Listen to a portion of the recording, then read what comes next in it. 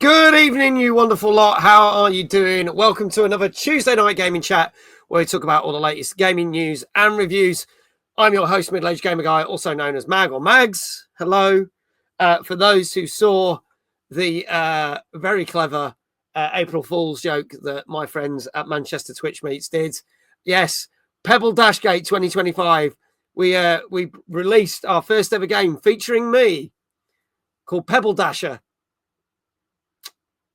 Yeah. I thought it was really good. They didn't tell me they were going to do that. I thought it was very funny. It looked like quite a cool game. I do feel how we would get sued by our friend Kate, who bought out Itty Bitty Toilet Kitty. So there you go. So how is everyone? Hope you're all well. Let's see who's in tonight. First one here was Gozzo. Good evening, Gozzo. Hope you're well. Swiftly followed by Danka. Good evening. Kindred, good evening. Phantom, good evening. Dave's like, good evening, all. Toby, first time here. He says, hope you have a good stream. Thank you very much, Toby. Thank you for being here. Chaotic, hello. Chaotic was our community member of the month. She finished her residence as of yesterday. Thank you for being such a wonderful community member, Chaotic. Hope you are very well. Good to see you. Jenny's here. Good evening, Jenny. Oh, hi. There you go. Who else is there? Flame, good evening. Good to see you. Ben's back off his binging of rum in Benidorm. Good to see you, Ben. Great to see you. It looked like a beautiful game. It would have been an amazing game. Even bigger April Fool. I started working on Pebble Dasher too. Pretty sure the lads from Wingfest at Cardiff played that game for real tonight. Yeah, after seeing what they went through with doing the Spicy Wing Challenge at the Cardiff Twitch meet.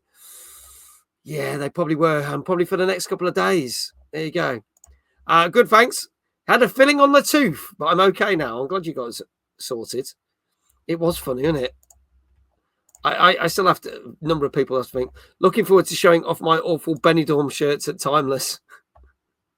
Evening, Quail. Good to see you. Great to see you all. Welcome on in the show. A couple of things, folks. We are still raising money for British Red Cross. It is our last week of doing this. Exclamation Quest. It's Mag's Quest for Kindness. For the last 4 weeks, we've been raising money for British Red Cross. Please feel free to donate money. If you want to link Exclamation Quest in chat, donate whatever you can afford, £1, £2, £3, whatever. It's greatly appreciated. Basically, just donate to a wonderful charity. But it's our last week of raising money for that. If we hit that £200 mark, then we will be giving away some prizes as promised. But it will probably be the last week that we are doing this. So there you go. I will move straight on before we do anything else, because obviously I can't do this show. He's back after not being very well last week. He's back. He's refreshed. He is revitalized. Again, a big shout out to Tunesy for stepping in last week. He did a fantastic job. But no one can replace the one and only co-host who knows the most. It's the one and only Mr. Dave Jones. Good evening, mate. How you doing? I'm good. I'm glad you're well. Yeah, I'm on the mend now. Just one of those annoying little colds that was going around. You know, cough, sore throat, headaches, all that fun sort of shit. Luckily, it's pretty much gone now. So yeah, back to normal. Still alive. You sound pretty good. I'm not going to lie. I was expecting you to still be like, all right, hello, Maggie, all right. I did sound like that last week. Yeah. A couple of people commented on work calls. Oh, okay. There you go. What do you mean? No one can complain. Dave's here. I can, because I'm Dave. Who isn't a Dave? He always needs something to complain about, doesn't he? He does. Otherwise, his life would have no meaning. That's true. But then if it did have meaning, he'd probably complain about it. So there you go. There you go. He says, I do. There you go. What's the complain? See, Jenny says, oh, well, we missed you, Dave. There you go. Thank you, Jenny. There you go. And it also doesn't. There you go. Just to clarify, he likes to complain, and he also doesn't. What have you been playing? While you were off sick, did you manage to play mini games or? Well, I wasn't off work, so I just managed to play a little bit sort of around that. But I played a little bit more of Split Fiction. Just carried on that with a friend a couple of Sundays back. So we've got through the the first proper like sci-fi section, and now like into like the fantasy world where we're changing into different forms. So we're getting through that. Got to pick that up again, I think, later this week or Sunday. And then apart from that, the only other thing I've played is Indiana Jones and the Great Circle. Oh, nice. Try that out. So I've put quite a few hours into that. Good. Made to Egypt. Spent quite a long time just roaming around the Vatican, exploring that. As much as I possibly could, because it's a cool place to explore. Lots of little routes you could find to get to places, shortcuts to unlock. It's really, really good. I'm thoroughly enjoying it. That's so far. Yeah, it's one of those games. It's funny because I like it because you get like some little short levels in it, and I won't spoil anything for you. But just because Egypt's probably the biggest level in it, and then you'll get a little break, and there's like some short little sharp levels which are quite cool, and then it goes into another big level, and then you kind of go to the finale. But I like the way the pacing of it felt quite good. It didn't feel like it ever overstayed its welcome because it's 3 massive levels and then quite a lot of short ones, which is quite good. So there you go.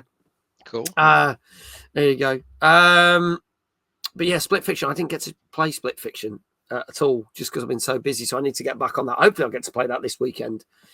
Was playing more Assassin's Creed and I'm really enjoying that. And that's good. And Atomfall will probably be taking up my time, but luckily it's only a 15-hour game. So hopefully I can hammer through that and then jump back on the other stuff because I still haven't finished Pirate Yakuza Like a Dragon, even though I've been dipping in to that every so often. I haven't jumped back to 2 Point Museum yet, which is annoying me. There was one day I was like, oh, I'm going to get on this, and then loads of stuff happened and never got to play it. So too many games, too little time, eh? Yeah, Kingdom Come Deliverance, I've probably now not played for 4 weeks, and I love that game. I'm so far into it, and I was like, oh, Christ, I'm going to end up forgetting what I'm supposed to be doing in it. That's it. You'll come back to it completely, budge up the controls, get killed a few times. Ben says, Atomfall, 15 hours of gameplay, 18 hours restarting to fix the sound bug. We'll talk about that in a bit. Hello to a new viewer who is basically called I Love Buckets 27. Hi, everyone. This seems fun. I love these podcast type streams. They're always interesting. Well, thank you. I Love Buckets. I wonder if that's someone that knows Mr. Dave Buckets Johnson. I wonder. Good chance, isn't there? It's a good chance. Not saying that there's an alt account or anything like that, even though he says it's not me. Ems, good evening. Hope you are well. Great to see you. Hope you're all well. Welcome in chat. Lovely to see you all for another show. It says it's really not. Okay, it's really it's fine. And then they're like, shit. Wrong account. There you go. Hey, well done, Dave. Well done, Dave. We'll call you I Love Bucket / Dave Johnson. Done on purpose. I know. I knew it was you. I took a photo of it and sent it to you. I sent him a thing saying, I'll get you, green grass. Which one will quit first? That's a good question, Kindred. Which one will quit first? There you go. Right. Shall we bring our guest in this evening? I think we should, mate. Okay. Mods, be ready because we are going to be shouting out about his website. This gentleman, I think, if I've got this right, this might be the 4th time he's been on the show. He was one of our wonderful presenters for Timeless 2023 for our Legends panel. He's been on the show many a time. First time he was with his mate Johnny. Some of you might know Johnny, who we love on this show because he basically no fucks given when it comes to giving scores on this show, which is fantastic. But you can check out his website if mods are happy to drop the website for our wonderful guest. Please give it up for the wonderful Pete Ward, also known, aka as the Retro Games Master. Hello, sir. Hello, everyone. Oh, yeah. Pleasure to be back on the show. It's great to have you back, mate. Wonderful. Yeah, it's been a while. It must have been about a year, I'd imagine. I think it's probably been that. I think it's been a year since you've been on there. And thank you, iQuail. There's the website. Go check out the website. For anyone who doesn't know who you are, Pete, please do tell us what your website is all about. Well, it is actually the 10th anniversary. Hello, Johnny. 10th anniversary of the website, and started up as a hobby, which turned out to get me networked in the games industry, made lots of amazing friends, like these two gentlemen here. And yeah, I've interviewed many people on the website. Just go and check the site out. If you're a retro enthusiast, there's many interviews with many big names in there.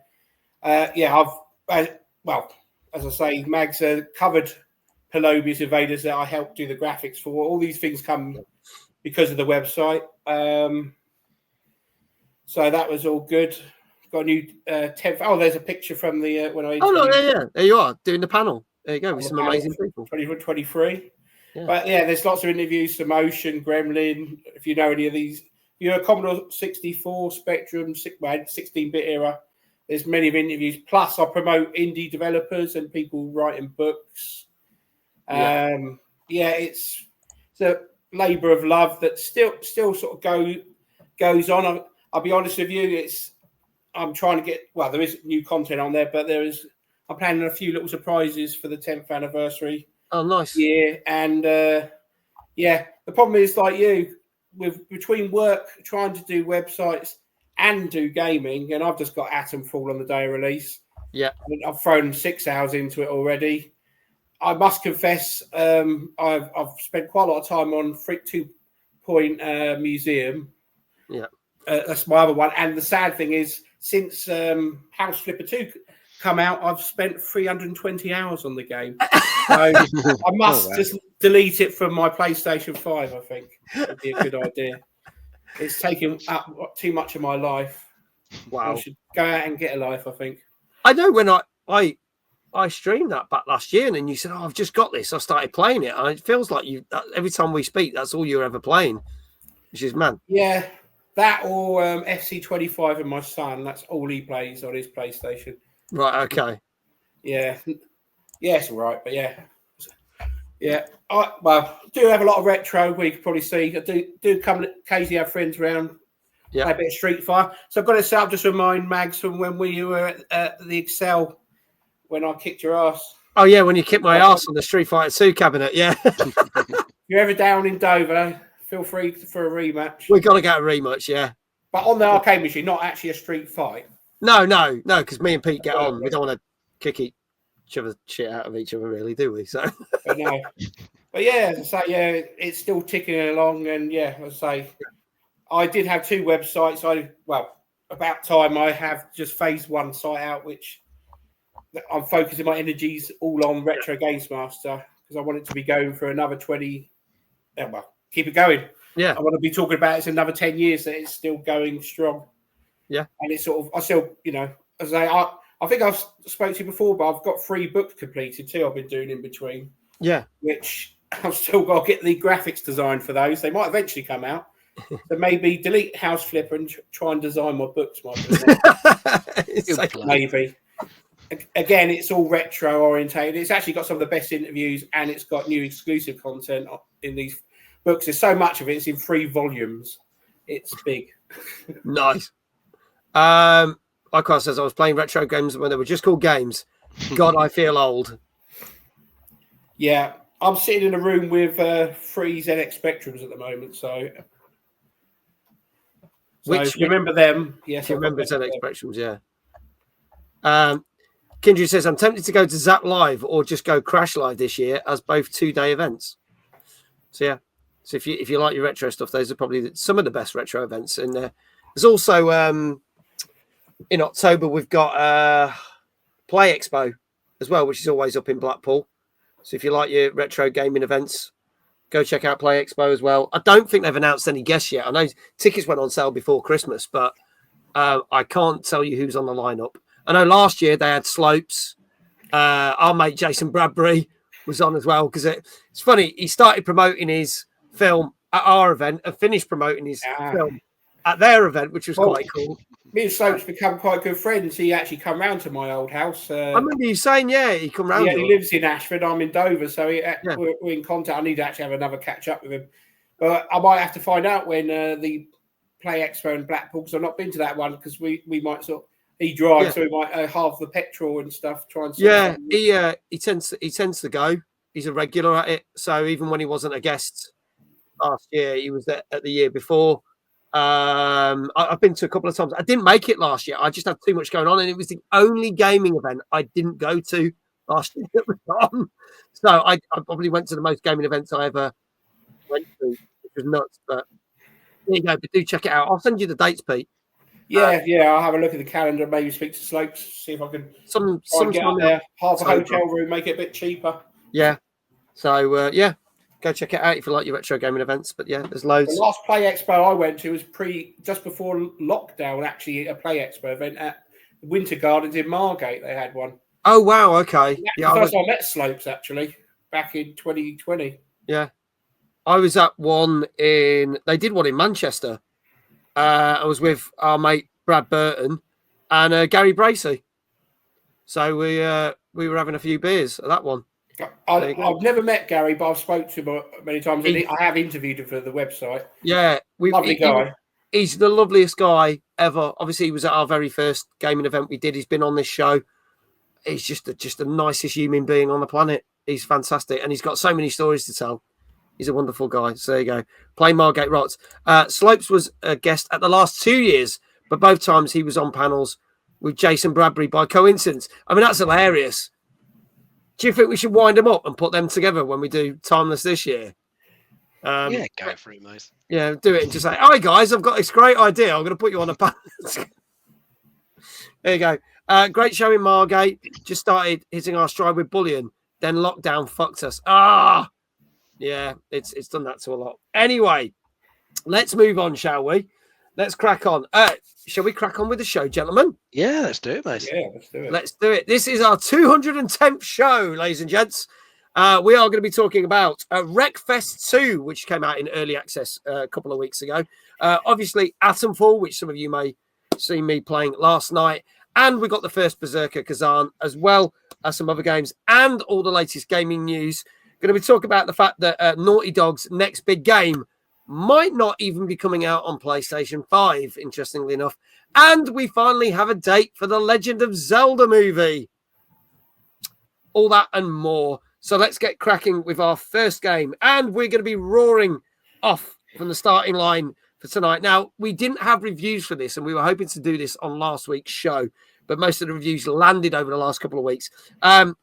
This was Wreckfest 2, but it's out in early access on PC only. It is due to come out on a full release at some point in a future date and come to console, as I've been told. And let's have a look at the trailer for this. This is Wreckfest 2, the official early access trailer.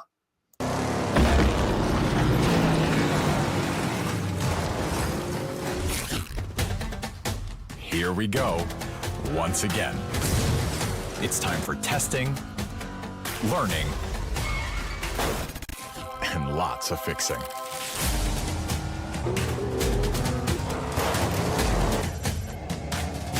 We've got some serious new tech under the hood.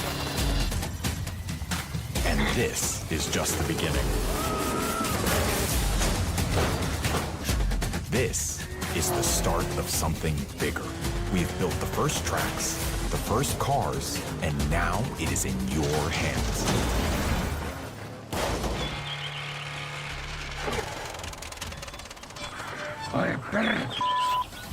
So, for the future, we need your opinion. Any ideas come to your mind? Let us know. Test yourself, give it a spin, and have some serious fun.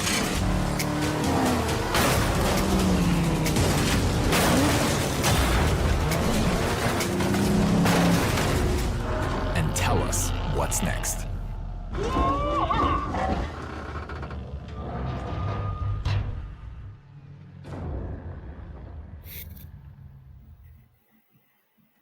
There you go, folks. That is Wreckfest 2, which is now out on early access on PC. So, Dave, tell us a little bit more about this, because I do know this is the sequel to the very successful 2018 game, isn't it? It is indeed, mate. Yeah, I remember the first one. Wasn't really on my radar at the time. I just ended up picking it up for free on PS Plus, and then absolutely loved it. And it's one of my all-time favourite racing games. It was just such a seriously fun game.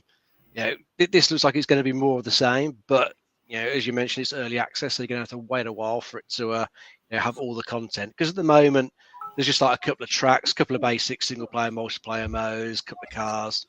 There is like one sort of testing track, just full of lots of like silly things in there, just to mess around, try out the physics of the damage model and stuff out. So it is quite limited at the moment. They have got a roadmap to add more stuff in as it goes along, because I think ultimately there's going to be like a proper like career mode in there. It's like one of the major Yeah. things added in this time. But yeah, it's going to be a while till it hits version 1.0. So you know, it is going to be a bit limited what's there at the minute. But Yeah. what I consider that did look fun.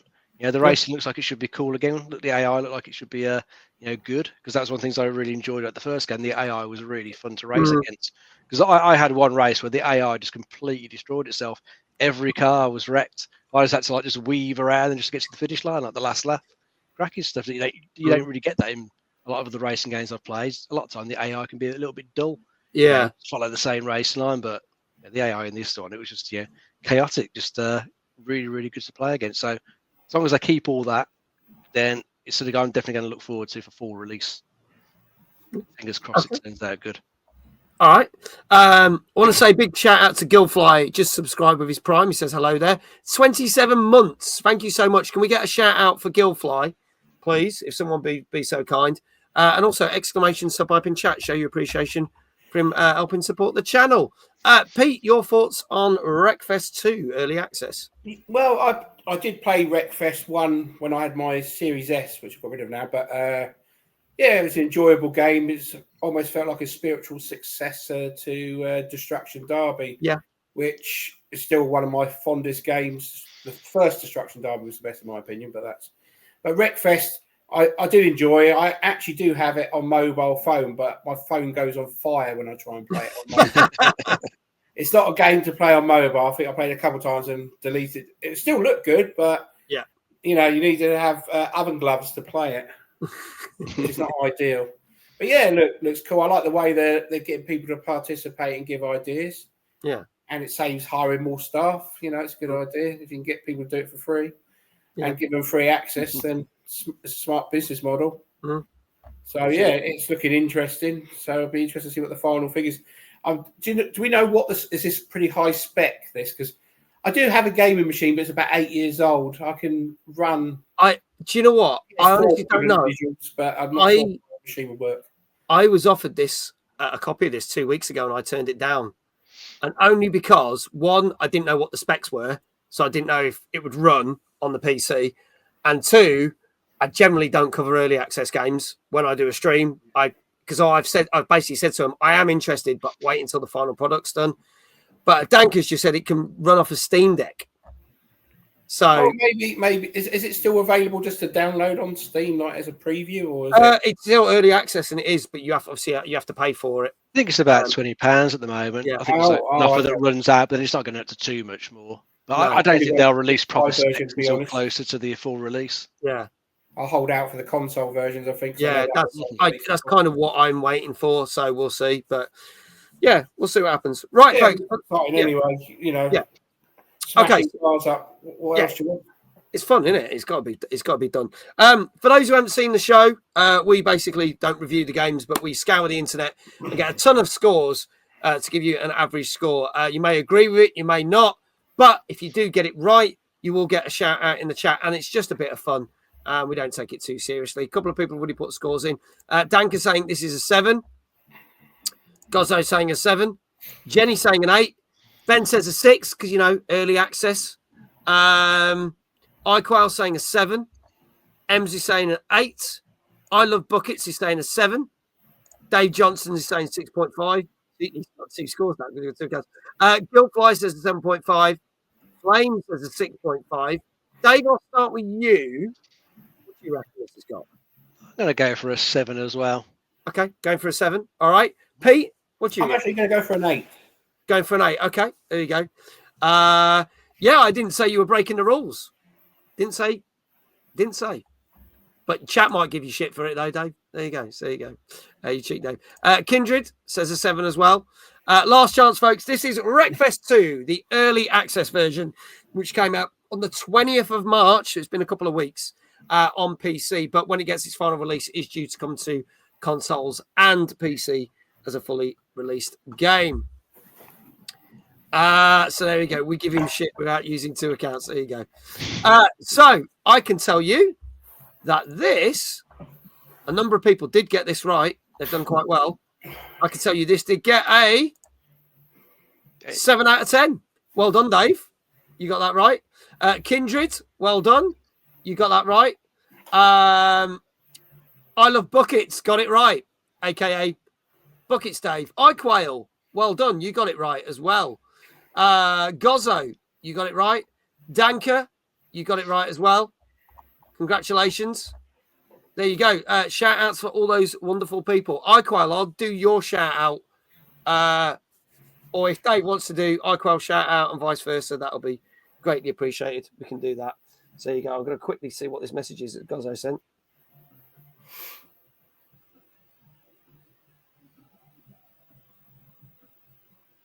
Okay, we're going to be talking Grand Theft Auto, but I'm not going to talk about that. So we'll see. I'll see how that pans out. Because it was only yesterday that they put something else out. So we'll see. Also, you have to consider that Americans as well. So that's all I'm saying with that. Could be a potential April Fool's, even though it says this is not an April Fool's. I'm like, we'll see. I believe it'll probably come out for my retirement. Yeah. When I'm 67. Yes, so probably will. This channel will be long gone by the time it comes out. Let's move on to some gaming news.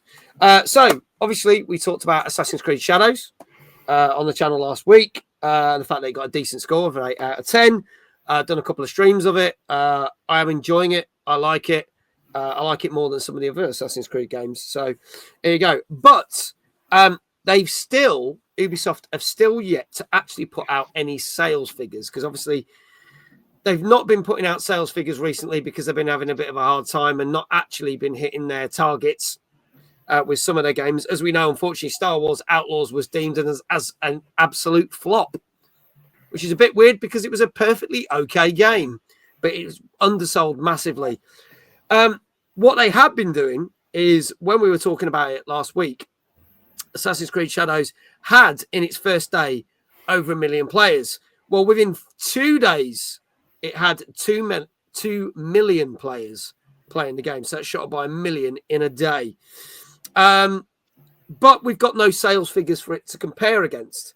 And Ubisoft have put a statement out saying you cannot compare this to our last game, which is not correct, because our last game was actually Mirage, which came out 2 years ago. But they said our last game, Valhalla. And they said because, one, Valhalla came out at the height of the new Xbox, PlayStation 5, and also smack bang in the middle of the pandemic. So people had more time and they basically bought more copies. So what that says to me is that this hasn't sold as well as Valhalla, but it's still doing quite well, because it's actually, in terms of player numbers only, they have stated that it's got the highest launch compared to games such as Origins, Odyssey, and Mirage. So it's kind of outdone those last 3 games. And it's actually become the most played Assassin's Creed game on PlayStation 5. So in terms of player numbers, it has done better. But we don't know where it sits in terms of sales. And I'm wondering whether Ubisoft will actually release those details or not, which would be interesting. Kindred said, I got it on Ubisoft Plus, so if I complete it within a month, it only costs 16 quid. That's a bargain. Bargain. What are our thoughts? Do we think they'll ever put out the numbers? Do you think this will hit the dizzy heights that they need for it? Or do you think they're going to keep still and then probably a few months later say this is a failure, even though it's not a critical failure by any means? No, I mean, the critics seem to be loving it, the vast majority of them. I think the problem you got is these things take too long to make now. Cost too much money, need too many people to make them. You know, I dread to think what the budget was on this thing. You know, then you had a couple of delays, which added even more cost to it. It probably would have to sell a stupid amount to break even or make a profit.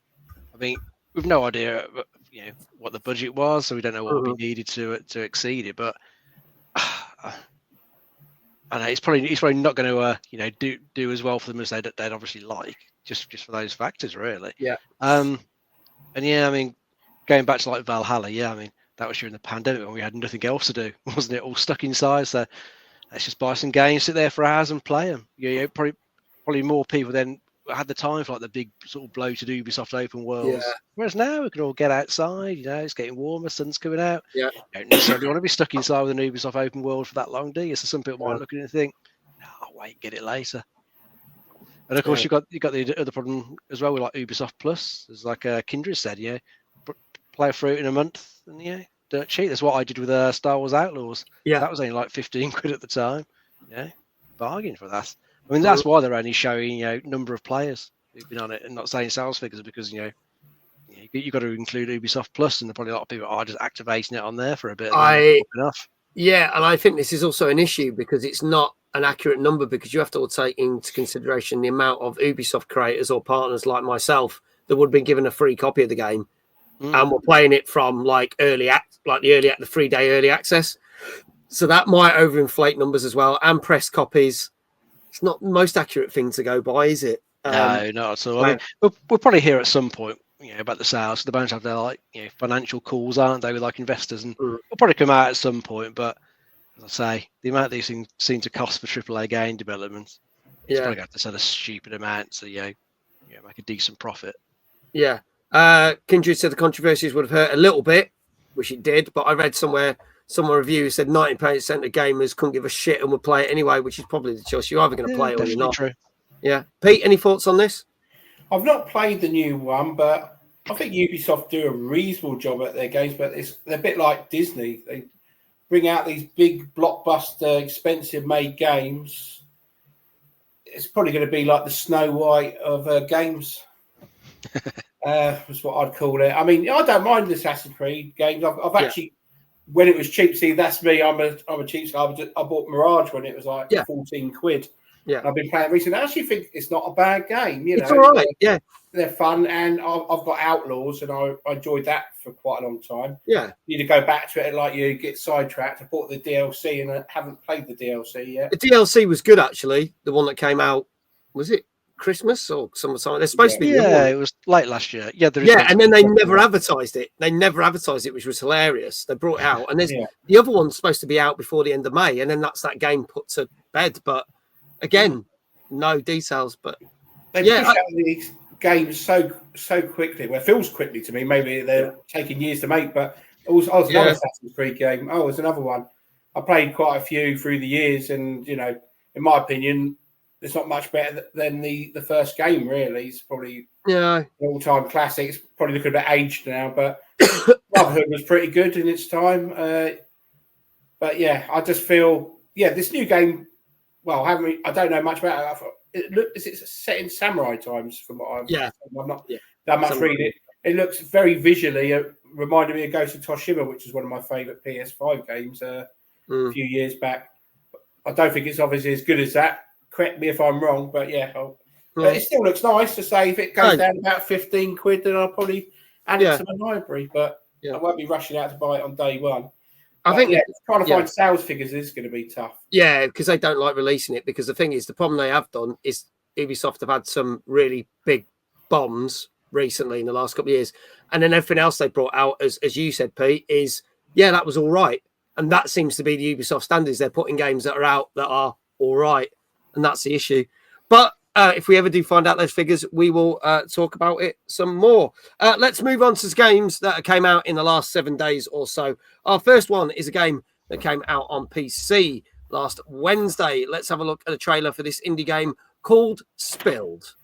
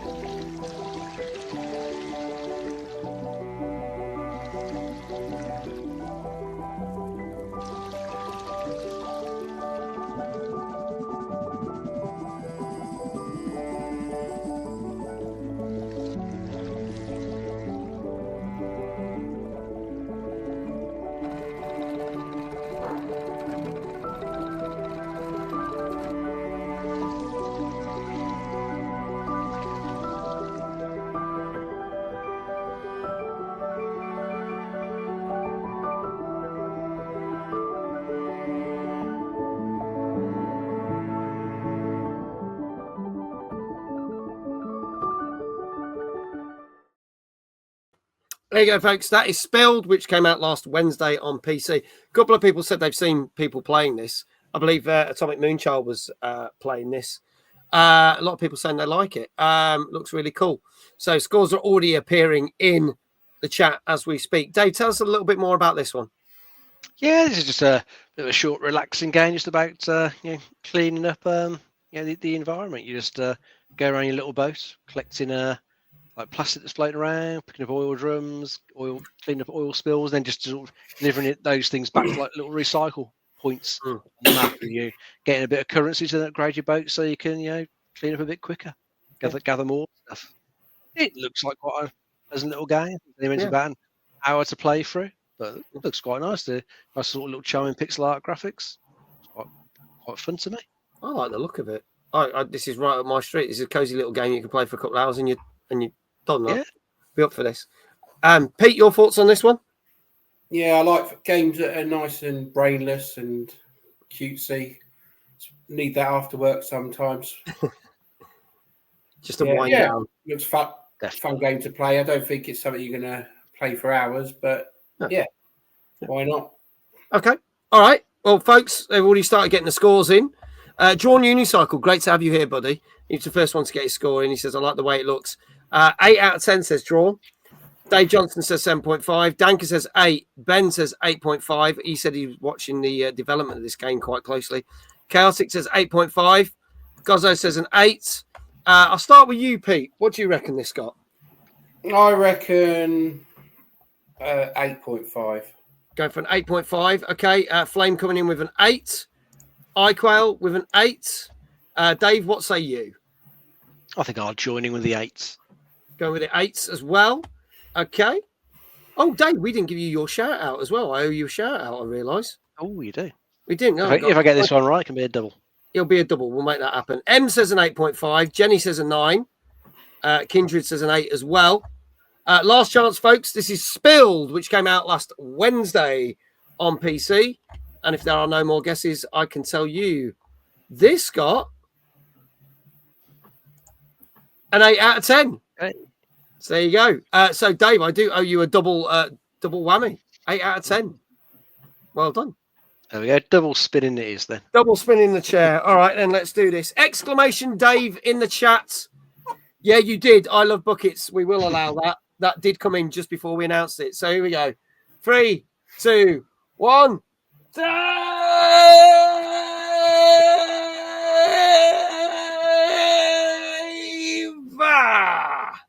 There you go. I'll do one for you too, Dave. Yay! Hey! Go on, Pete. Beautiful. Beautiful. Cheers, that's what we want. That's what we want. Well done to everyone who got it right. Let's see. I Love Buckets got it right. Kindred got it right. iQuail, Flame, Gozzo, lots of you. Danker, Drawn Unicycle. Well done, all of you. You did brilliantly. A lot of people getting that one right. And hopefully you love that game. Did Chaotic? Chaotic was close. 8.5. Quite a few 8.5s actually as well. Some of you got close yet so far. That's why I know. There's always next one. Overrating things tonight. No, don't worry. You've got another chance. In fact, you can have a chance right now because we're going to go straight into another game. This came out on Thursday. In fact, all the rest of our games that we're going to talk about came out on Thursday. This is out on PS5 and PC. And this is called AI Limit.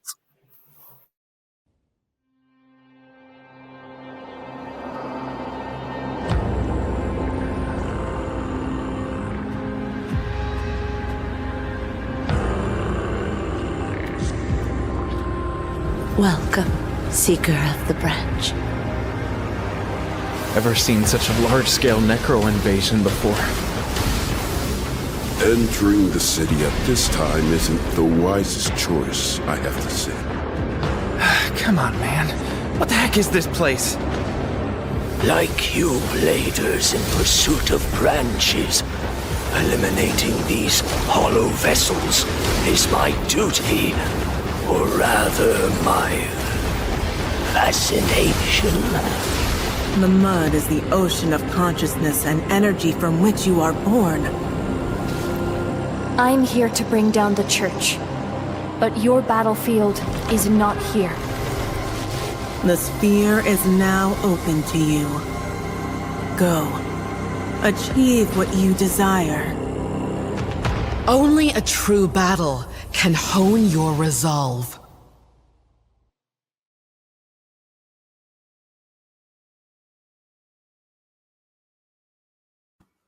So there you go, folks. That is AI Limit, which came out on PS5 and PC as of last Thursday. Dave, tell us a little bit more about this one. Yes, this is a Souls-like game set in like a sort of post-apocalyptic world. Seems that some sort of massive disaster and pretty much all civilization was wiped out, and some substance called the mud sort of spread everywhere over the centuries, and lots of monsters emerged from it. It seems like your character does as well, from what they said in the trailer. It's your character to try and just discover what caused the destruction of a civilization. And as it's a Souls-like game, there is going to be some pretty tough enemies on the way that you're going to have to learn their moves, take out some tough bosses, and find your little sort of bonfires as you go through the place to save and upgrade yourself. So if you like your Souls-like games, another one to play, because there seems to be quite a lot of these. Another genre, it seems to be oversaturated. Good old Souls-like. Yeah, we seem to be getting a lot. I'm wondering if this year is going to be the year that we do get sick of them, because we've got that many of them coming out, and there's some ones that look really good, and there's some other ones that are like cheap imitations. Yeah, there's a lot that aren't really as good as like the From Software ones. Yeah, I think Lies of P is probably like the closest you get to that level of greatness. Oh yeah, which is good. There's a lot of the mediocre ones around the place. Yeah, we've got that new DLC coming out for Lies of P this year, which I'm actually really looking forward to. So that should be good. Pete, your thoughts on AI Limit? Don't look too bad. It looks shiny and all that, but I'll be honest, it's not my bag too much. It just reminds me of yet another Devil May Cry or Bayonetta kind of game. That's what I'd say. Pretty games, very like sort of manga-ish kind of visuals, anime stuff. If you like that sort of thing, then play it. I don't think it would be something I play for too long, if I'll be honest.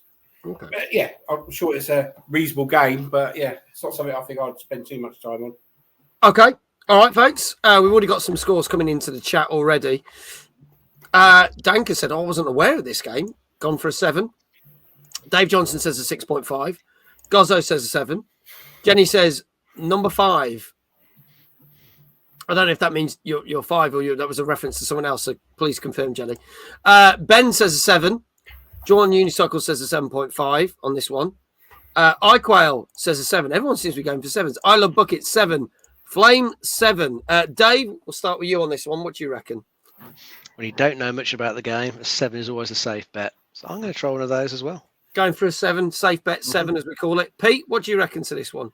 I reckon a 7. I'm going to stay safe with everyone else. Right, okay. Okay. Jenny was saying, I was saying a no to the game and give it a score of 5. That's fine. So Pete's going to 7. Dave's going to 7. Bloody hope it isn't a 7, says Dave Johnson, because then that's a lot of people to shout out. Any more, folks? Last chance. This is AI Limit, which came out last Thursday on PS5 and PC. And I can tell you that it's definitely not a 7. You're happy to know. Well, not the ones that guess 7, obviously won't be too happy to know. However, this did have a rough launch, and with some of the reviews, there were some reviews that were as bad as 4 out of 10. Oh, but there were some reviews that are a little bit like, well, if they fix the problems, it could be an okay game, and it averaged out at a 5.5 out of 10. So it's very a skip for now, then, isn't it? Yeah, especially on the PlayStation version, it's quite bad. Apparently, you fall through floors a lot. Saves don't work. Certain things where you attack enemies that are supposed to be like big hulking enemies, yet you can very easily block, hit, move back, block, hit, move back, block, hit, and do the same thing over and over again compared to like a typical Souls-like game. I think people who play Souls-like games would hammer through this very easily. So it's very, very average at that. So it's a 5.5 out of 10. Nobody got that right. Nobody got it right. Jenny was the closest, but nobody got it right. So there you go.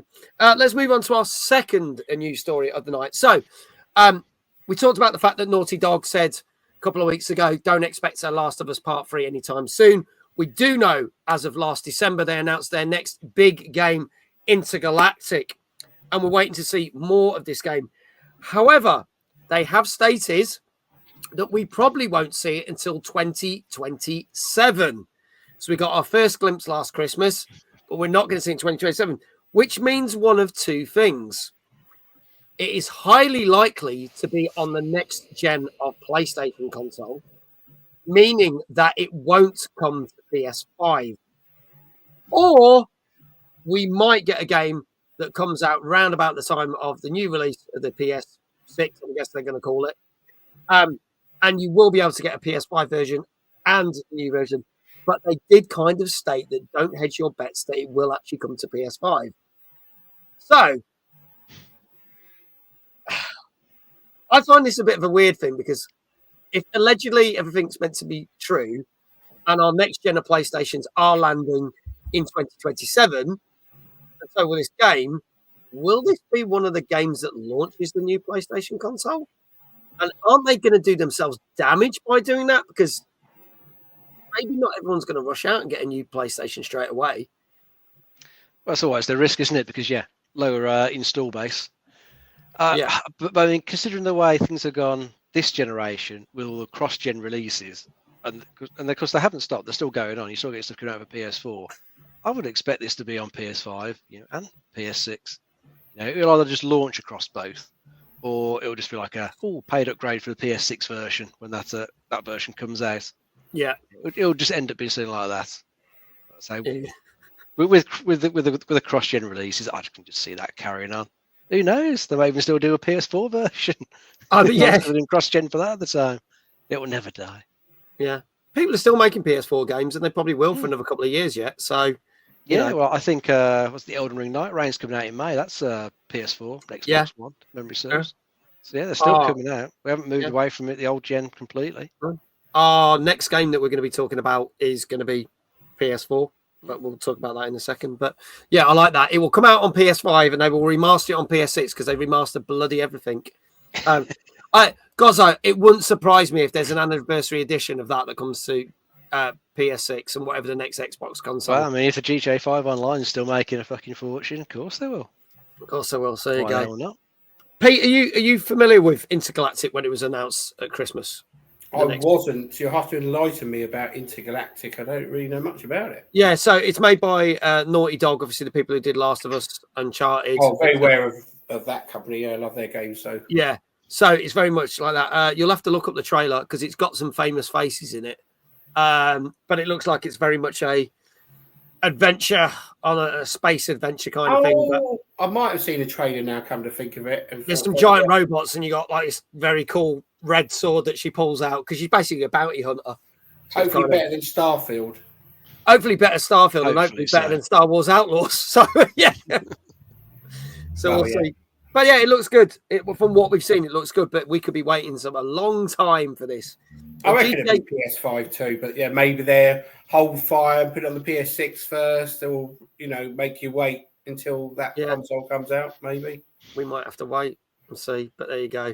But I don't know whether it will be a lead time. We'll have to see. But we're not expecting anything else from Naughty Dog until then. So we've got quite a bit of a wait before they put anything out now. So I know it's a shame how long it's taken them to get a game out. Because really, if that is out during the PS6 time, they would have pretty much missed the PS5 generation with that. They pretty much all they will have done is remasters. Yeah, it's just the Last of Us games. Yeah, which is a shame. Yeah, I love their games. Really want to see another one, but. Yeah, the Porsche spaceship or whatever it was. Yeah, there was a lot of it was Porsche branded. There was a few other bits of product placement, weren't there, in there? Yeah, got to pay those bills for the Game Awards. Yeah, that's it. There you go.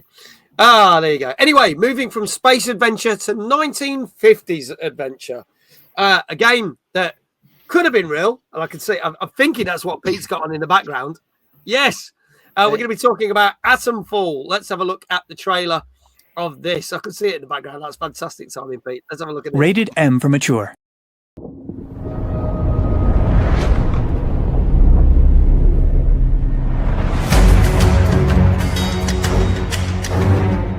You must have seen it. The path to Oberon is clearer now.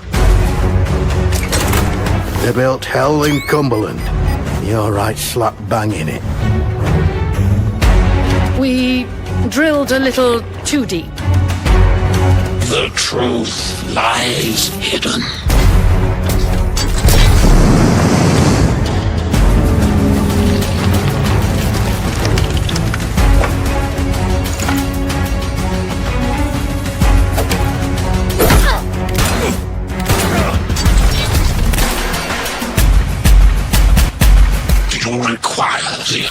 Rosewater.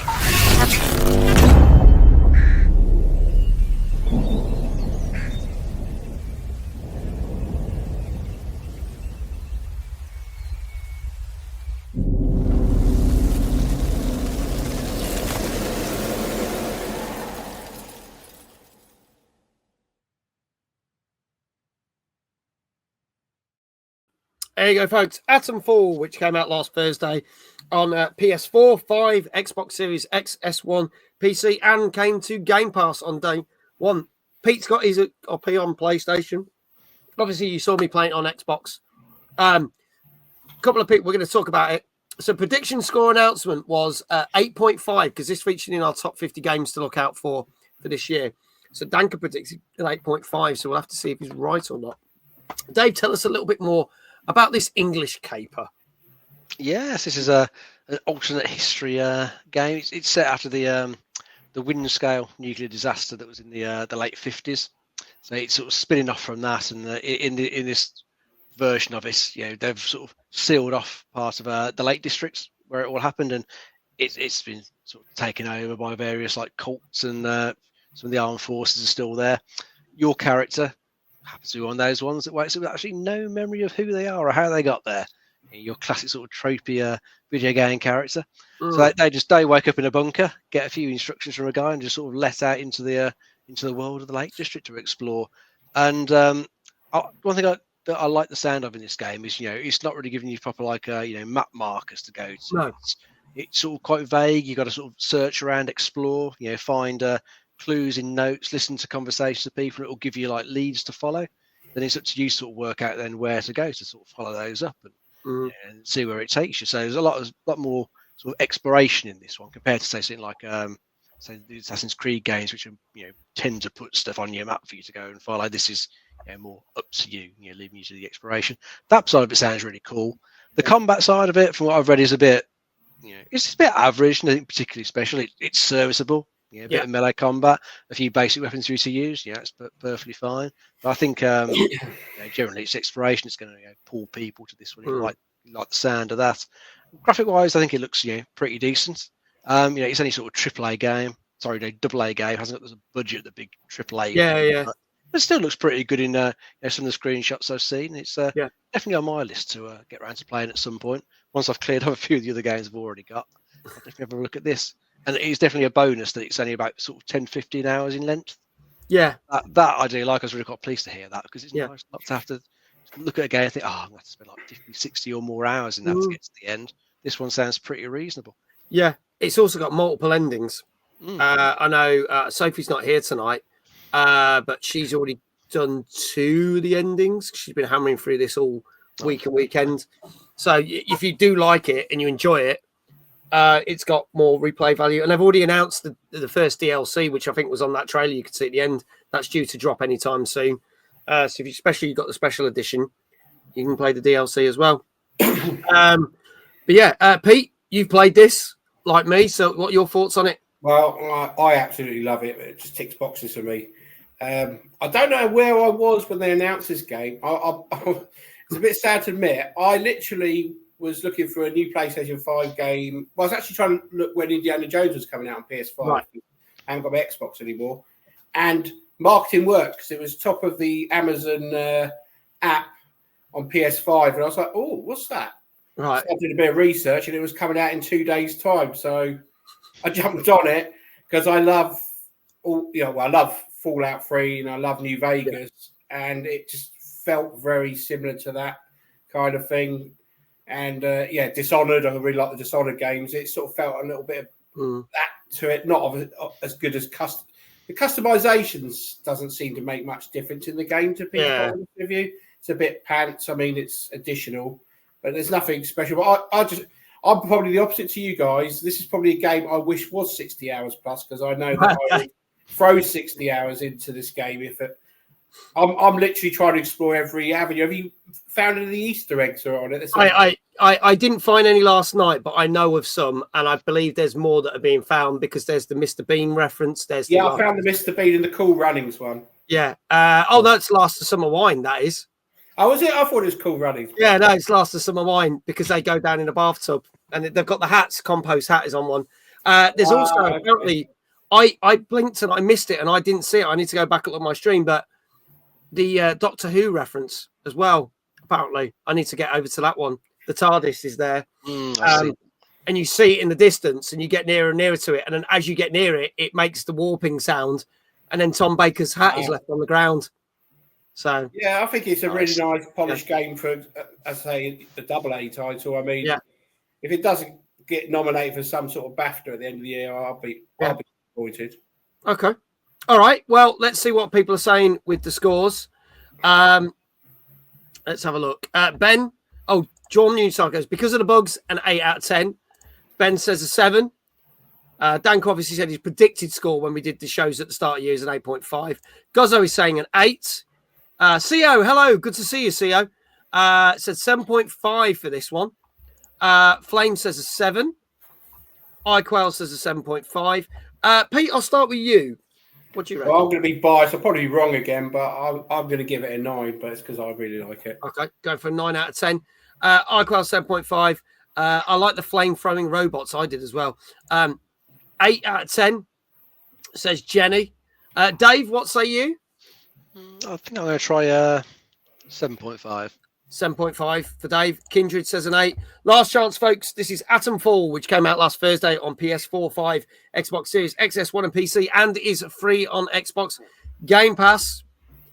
And I can tell you that it did score by some reviewers as high as an 8 out of 10.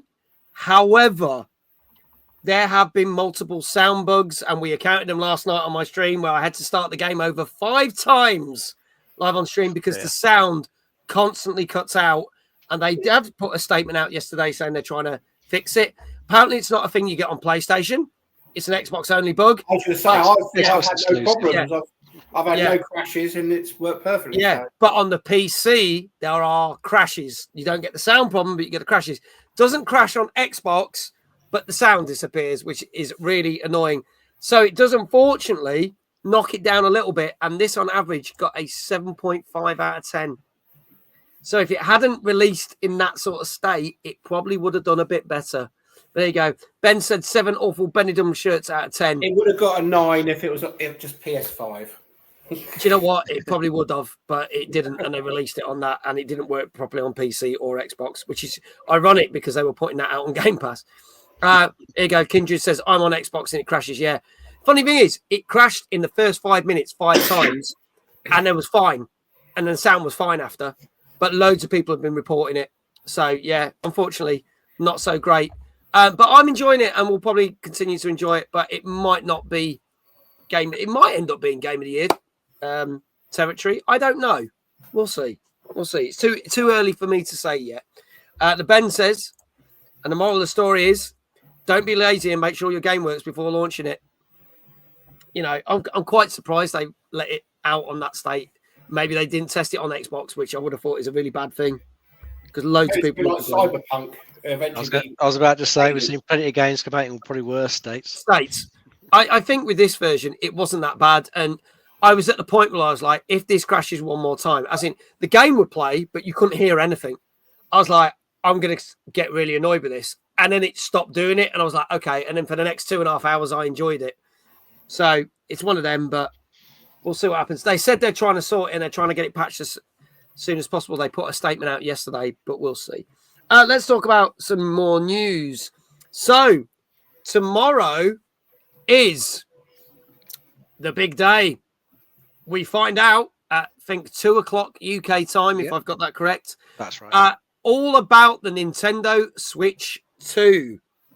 We find out what games are launching on it, what the console can do, how much it's going to cost us, all this information. And there's a couple of things that have leaked about this. First thing is, apparently, the showcase may be an hour long. Now, they did the Nintendo Switch 1 Direct last week, which was, I think, was roughly about 35-40 minutes with a load of games. I'll be honest, we're not going to talk about this week because there was only 2 games that I thought were of interest out of like the 20 plus that they showed. I actually was quite bored by that showcase. The only thing I did like was the fact that they're doing this whole thing where you can share your games and swap the games and people can borrow them for 2 weeks. Well, that was quite cool. At first, when they explained it, I was like, what the fuck why is this a thing? And then when they explained it, I was like, actually, no, that's quite good. So there's that. But the other big thing is a Best Buy website in Canada may have accidentally leaked something that they shouldn't have, which is the fact that you can start pre-ordering the Switch too, and when you can do it. So we haven't got a release date of the console, but apparently you might be able to do in traditional Nintendo style, because they did it on the Direct last week that 2 games landed that day. You can start pre-ordering Nintendo Switch straight after the Direct. Now, again, whether this is officially true or not, but a Best Buy website in Canada put it out, and I realised I made a mistake and had to take it down. Do we think that's going to be the case? Do you think we're going to be able to get pre-orders? What do we think we're going to get? It's highly likely we're going to get a Mario Kart game, but Dave and Pete, what do we think are going to be the big things announced tomorrow? Oh, well, hopefully they'll show us a new 3D Mario, because it's been a while since Mario Odyssey. It's been nice to see a new one of those. I'll be surprised if they don't show a bit more of Metroid Prime 4, because I bet that's going to be like a cross-platform release. Yeah, it'll be Switch 1 and Switch 2. It'd be nice to see, perhaps what they're going to do with the next Zelda. There's next sort of Animal Crossings, some of the things like that, some of the big franchises, because it's been quite a while since we've had interest in some of these now. I'd love it if they brought, say, a new F-Zero out, because I haven't seen an F-Zero race for a long time. They've only done that 99 live thing, so it'd be good. Yeah, I think the last one I played was on the GameCube, I want to say. Wow. That was pretty good, so I'd love to see a new one of those coming out. That'd be pretty cool. Yeah. Icon says if they announce a price, then the pre-orders will go up tomorrow anyway, official or not. I mean, they are announcing a price. They've stated the price gets announced tomorrow. It's everything you need to know about it. Probably even find how the mouse thing works, because you can use it like a mouse. So that's going to be interesting, what that's going to be used for. Pete, any thoughts? What might get announced? Well, yeah, I think Dave covered a lot of the games. Obviously, all Nintendo consoles through the years have historically brought out a new Mario, Zelda, Mario Kart. Pretty much is a safe marketing model. It's always worked. I'd like to see a new Super Mario 3D World over Odyssey, personally. I really enjoyed the first one. If they made a sequel to that, I'd be quite happy as an announcement. I just wonder if they're going to announce, obviously, there's going to be some third-party stuff. Obviously, maybe they'd show the new Doom out, maybe on the new Switch. It wouldn't surprise me, because they put the last 2 on the Switch, didn't they? Yeah, and that might showcase how powerful it is, obviously, compared to the PS5 version, for example, and the PC version and that. So that would be my prediction. Something like that will happen. What do we think cost-wise? 400 quid more prediction? I said it was going to be somewhere between 400 and 500. Yeah. Yeah, 400, 450. There you go. Icon says maybe a Call of Duty ends up on there. Because we know that Xbox are doing deals with Nintendo to put their properties on there. So maybe GTA 5 as well. GTA 5, yes. Yeah, bring that over. Why not? Let's get another GTA 5 game out. 250 quid, says Jenny. They might even do different editions. You don't know. They might do like a budget one, and then I think that you don't know. That could be interesting if they do that, but we'll see. But all will be revealed at 2:00 tomorrow, UK time. I'm going to have to avoid spoilers, because I'm in a meeting of all fucking things at 2:00. So I probably won't get a chance to watch it until like 4:00, 5:00. So I'll have to avoid spoilers. But I'm no doubt we will talk about it on this show next week. So there you go. Moving on to our next game. Something a little bit more different. Again, this came out on PC last Thursday. I believe it's also on mobile phone. Let's have a look at this one. This is called Rosewater. Much has been said about the Western frontier. The perilous wilderness, the lawless towns, and the tough, hardened folk who make their way out there, usually to get away from something worse. Why are you here? We're going to look for Dr. Bennett Clark's missing fortune. Wasn't he the guy who blew up those people a few years back? Alas, we all make mistakes. My companions and I set out from Rosewater, encountering bandits, rebels, visionaries, eccentrics, and many more friends and foes. This was meant to be a simple job. This quest has run us afoul of some very dangerous people. I imagined it would be a dangerous undertaking. Quite the understatement.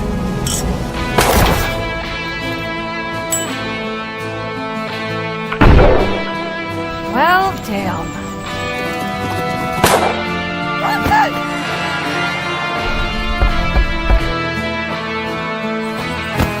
Jake!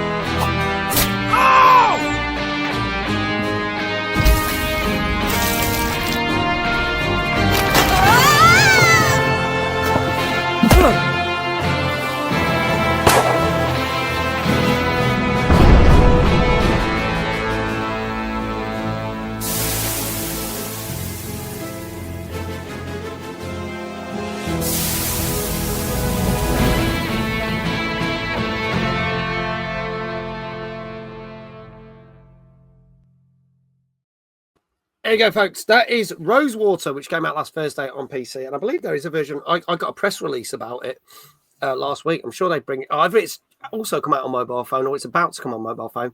But harking back to some really cool retro point and click adventures, this one, isn't it, Dave?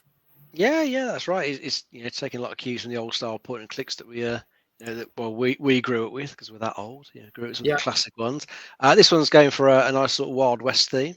I do like a good Western, so this one's definitely piqued my interest. Your character in this one has travelled to the town of Rosewater to try and sort of make a way as a freelance writer. While she's there, she gets involved in like a mystery that they showed you in the trailer there, where sort of end up trying to hunt down the fortune of this person that's gone missing, this inventor that's gone missing, and along the way you're going to pick up a few companions who are going to join the journey with you. So I think it looks and sounds pretty decent. So yeah, this is one that I might try and pick up at some point. Do like a bit of the old classic point and clicks. Yeah, good stuff. Yeah, looks good. Pete, a bit more. I'm just plugging my laptop in. Was about to die. Oh, right. I wonder what was going on. Technical difficulties. Yeah, I like the old point and click games. Looks like someone was saying like Broken Sword. It does look pretty much like that in the visuals of the Wild West. Yeah, it'd be interesting because obviously the clip doesn't show you any like the dialogue. It was obviously just showing like the action. I would have liked to seen what the option panel was like because that's until obviously I realised it's point and click. I weren't sure if it was some sort of side-scrolling kind of platformy kind of exploring game, but obviously, it looks nice. If you like retro point and click games, then might be worth a punt. Okay, awesome. Right, folks, let's see what people have been saying with the scores. Let's see. Danka saying an 8 out of 10. Gozo also saying an 8 out of 10. Ben says 7.5 awful shirts out of 10. Unless you die of dysentery in it, in which case it's an 8. You'll have to tell me which one you're going for then, because I don't know. iQuail says a 7. CO says a 7. Flame says a 7.5. Dave, what do you reckon? I'm gonna try an 8. Going for an 8. Ben's decided on a 7.5, along with Flame there. Pete, what do you reckon? 7.5. 7.5. Okay. Folks, last chance. This is Rosewater, which came out last Thursday on PC. Can you guess? Matt's coming in with a solid 8. There you go. Jenny Sparkles with an 8.5. There we go. Last chance, folks, before I hit the button, because I can tell you this is our highest scoring game of the night so far, because this got an 8.5 out of 10. Nice. So really good write-ups for this one. Really good write-ups. So, Jenny, well done. You got that right. 8.5. 8.5. Check you out. Did brilliantly on that one. Congratulations. So there you go. Nice and easy. A lot of other people quite close, but no cigar, as they say. So while they're getting the shout-outs, we're going to do a little bit of talking about Timeless, folks. And if you don't know what Timeless is, let me show you this wonderful video. Here goes.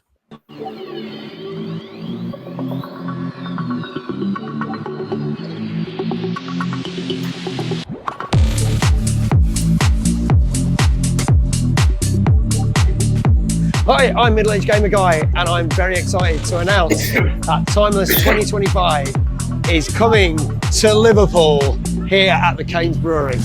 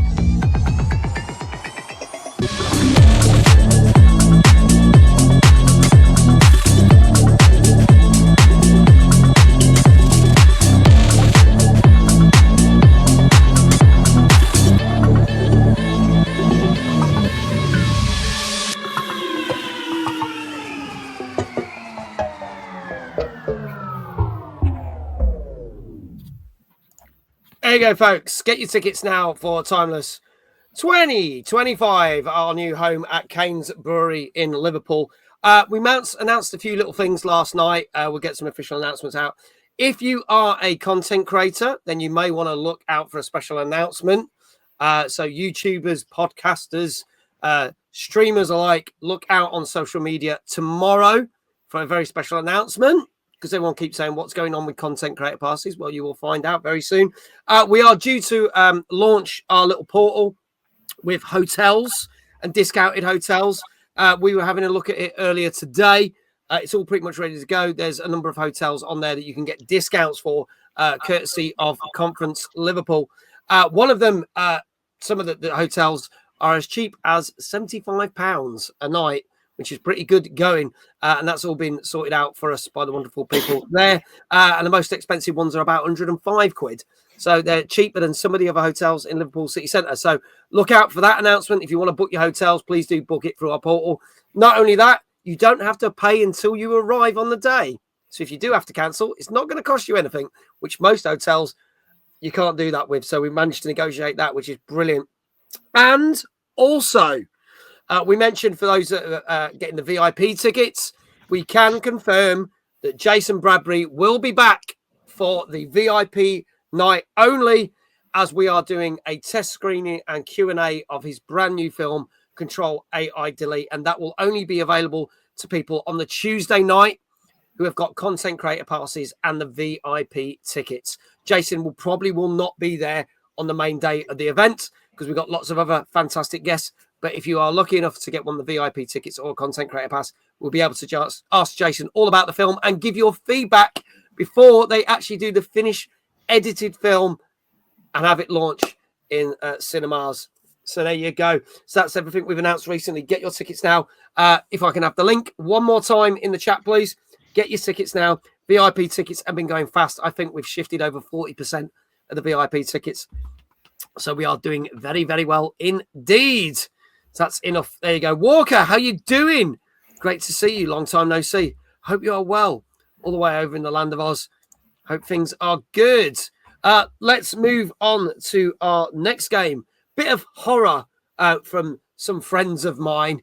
Obviously, some of you know I'm also a Wired Creative Collective, as they call it, streamer. So we cover a lot of their games that they publish. And this is their most recent one, which came out again on Thursday on PC, Xbox Series X and PS5. And this is Karma, The Dark World. And it is also our longest trailer of the night. So if anyone needs to go for a wee, you can do so now.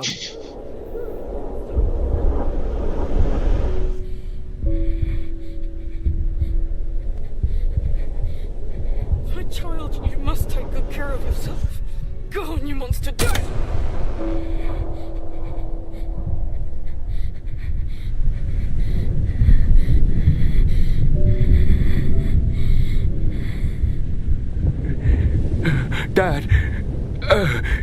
Dad, I failed to protect her.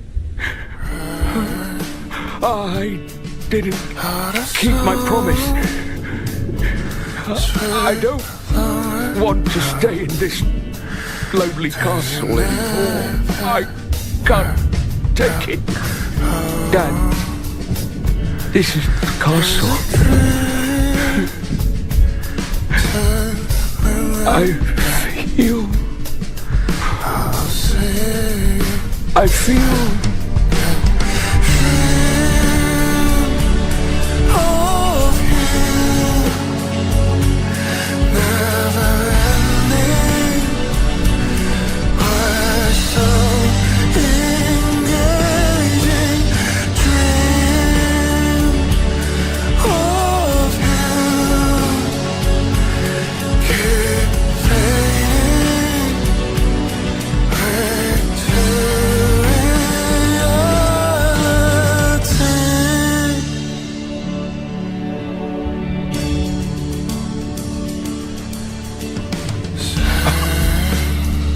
day.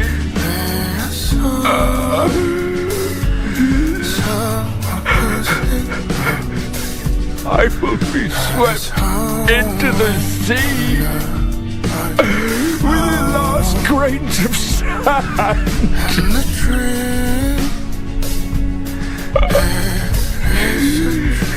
I can't hold on much longer.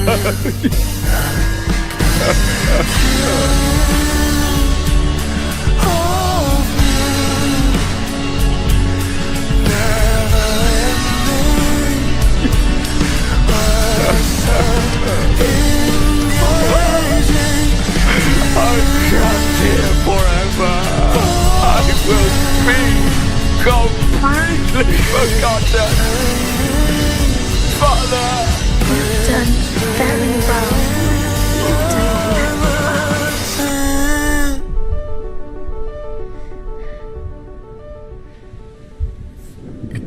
Thank you.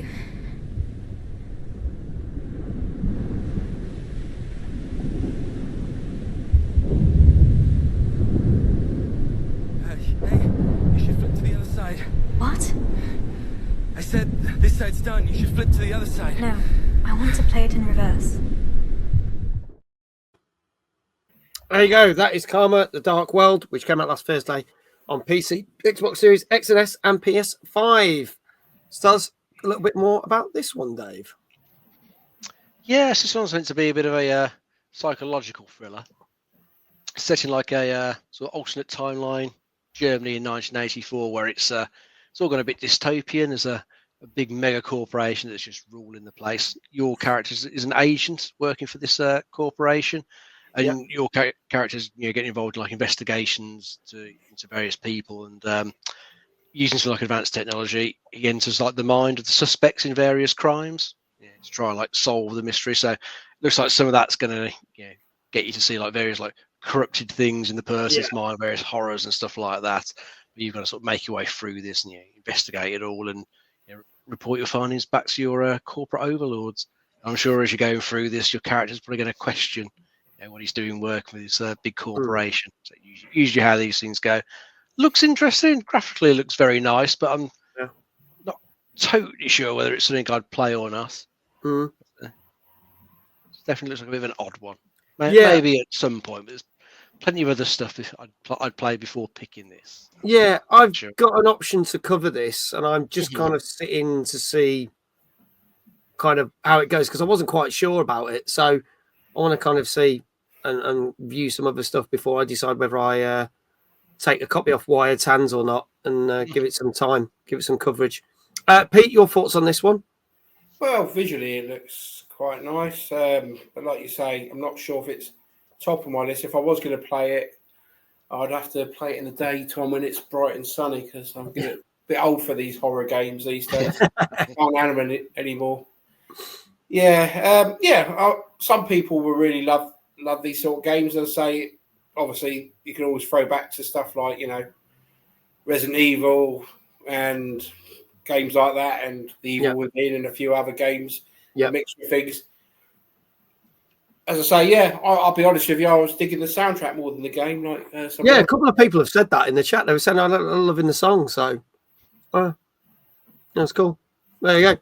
Okay, let's see what people are saying in chat, scores-wise. Dank says maybe an 8. Jordan's News says I'll give it a shoot, a 7. Jenny wasn't liking this one, a 4. Gozzo says an 8. Walker says a 7. Ben says a 7. CO says a 6.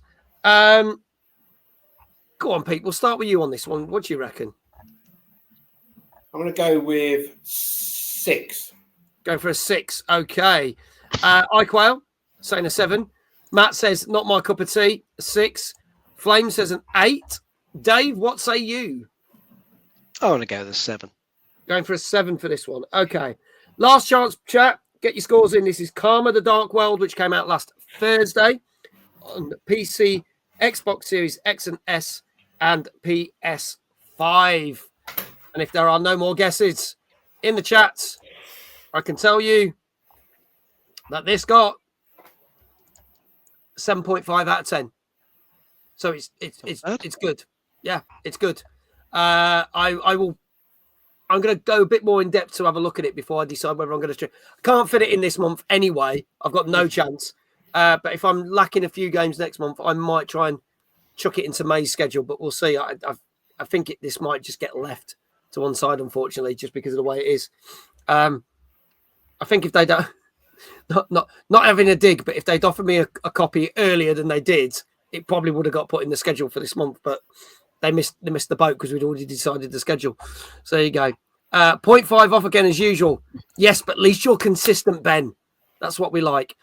So did we have anyone that said 7.5? Don't think anyone did. No. So another one when no one got it right. That's 2 tonight where we've scuppered people. Oh wow. There we go.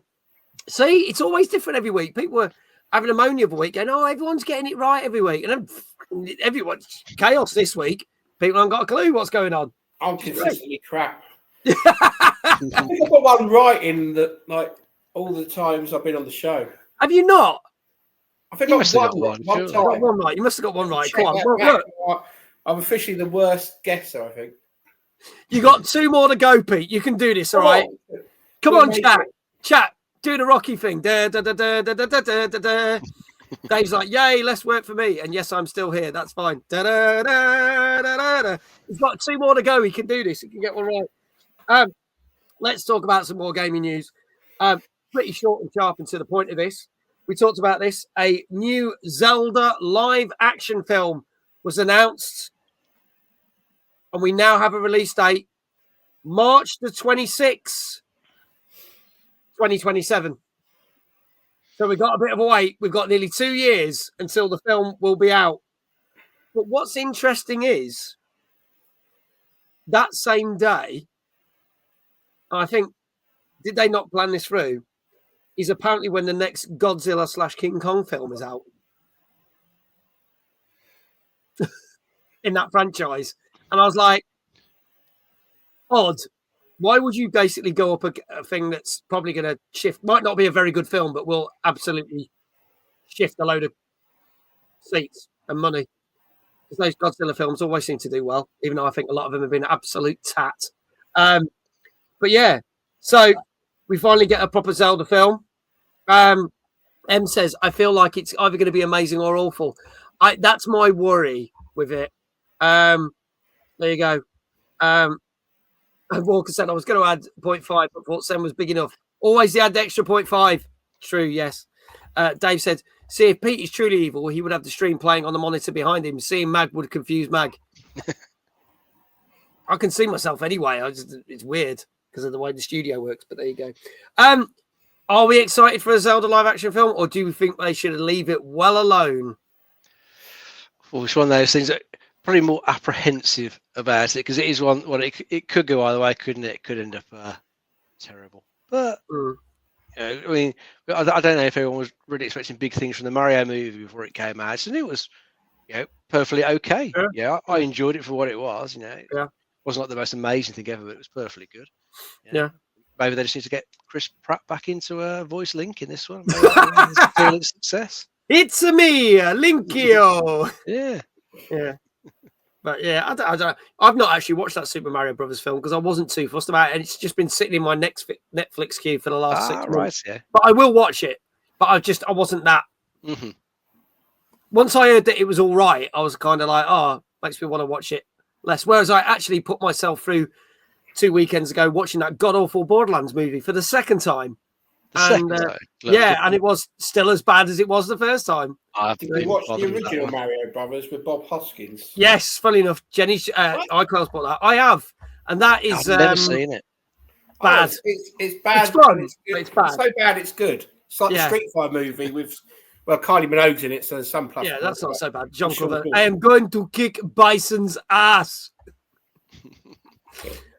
It's so bad it's good in that way. I'm taking the kids and their friends to see the Minecraft, but because you've got the Minecraft film. I'll take my boy there on Friday too. For his birthday. So should be I'll good. get some sleep anyway, maybe. Yeah, it'll be fun. But we'll see. Legend of Zelda film. We'll see what happens. But yeah, you're gonna have to wait 2 years until it comes out. So there you go. Moving on to our next game. A bit of VR for you people. Now, this game has already come out on most VR, but has now got its PlayStation 2 VR release. This came out also on Thursday. And this is Hitman World of Assassination. Let's have a look at the trailer for this.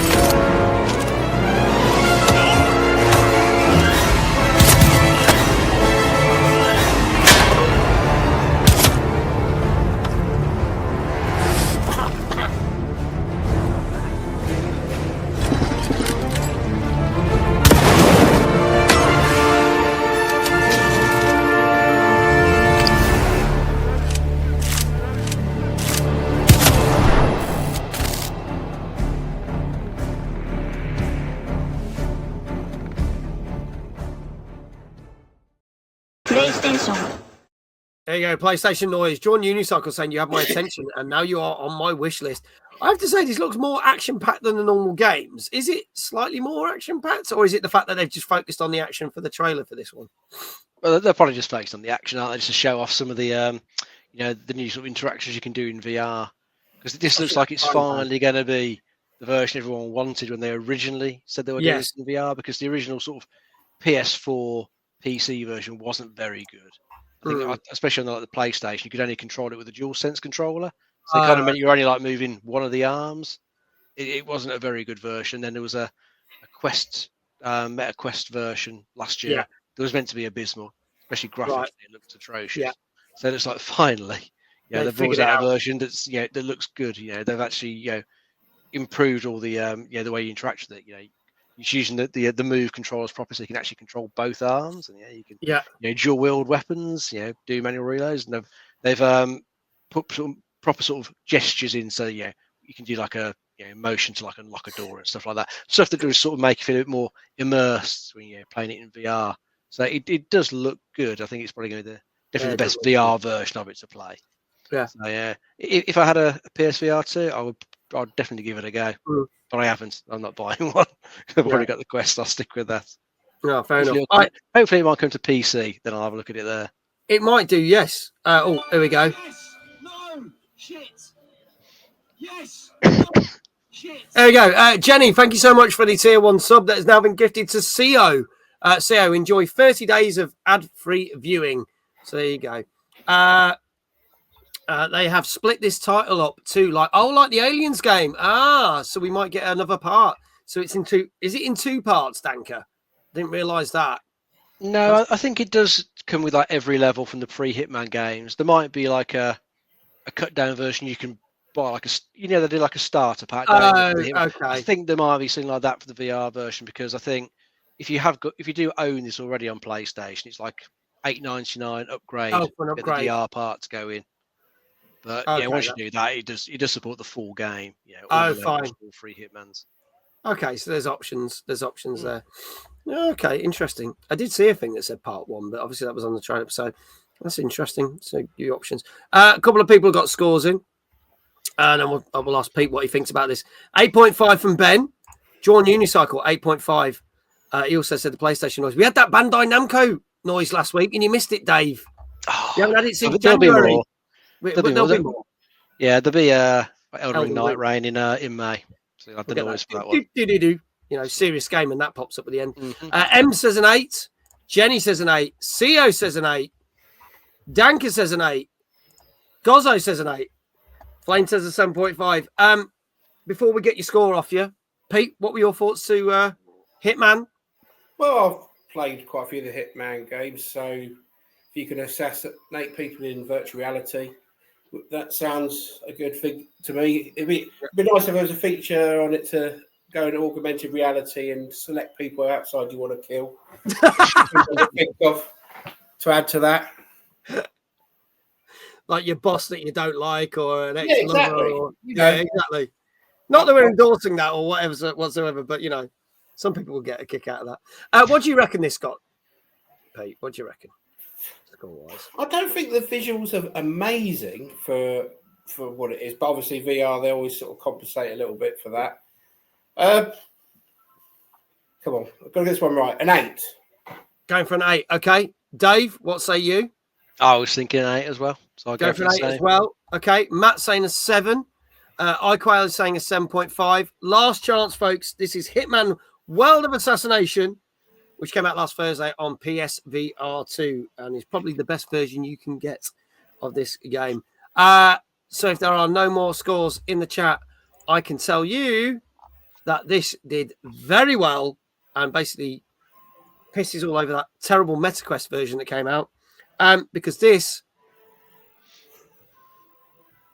got an 8.5 out of 10. Close. So I can see Pete go, so close. Yeah, so close. But yeah, 8.5. 8.5 out of 10. So it's joint wielding with the Rosewater game for tonight. So there you go.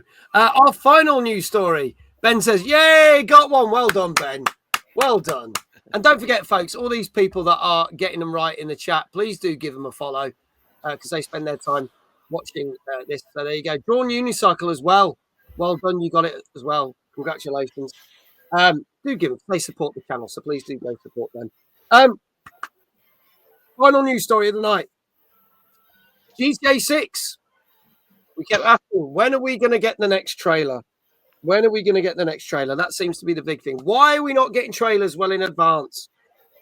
And actually, Take-Two's boss, Strauss Zelnick, was actually being interviewed earlier this week. And he basically said that Rockstar and Take-Two take a different approach when it comes to Rockstar's games. They very much feel that with these single-player driven games, they are not going to force out trailers or force out dates. A lot of companies do, because we see things where, for example, Assassin's Creed, here's a trailer, here's a date. Oh, look, it's postponed. But here's another trailer, and here's a date. And oh, look, it's postponed again, because that happens with a lot of games.